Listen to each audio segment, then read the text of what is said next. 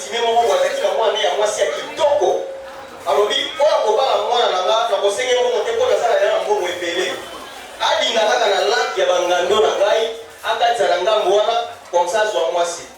Oloba sisi kutu koloba te jeune garçon moi c'est récupéré déjà na kaka la. Comment moi ça za kitoko. Mon papa wana bali ko na ja pundi na ba kaima pundi. Ti abimi na nga mboga mo bibebe ti maboko. Papa na bengi ya ko fwa mwasi na. Joana ya keleni boya. Mwasi no ye nzoya ke na bozoya ke na personne bomengo zwa bomengo nyoso te na bozwa te na personne pouvoir na zwa pouvoir nyoso abi na bozwa te ati olingi na nini na yeba nani atindika kinga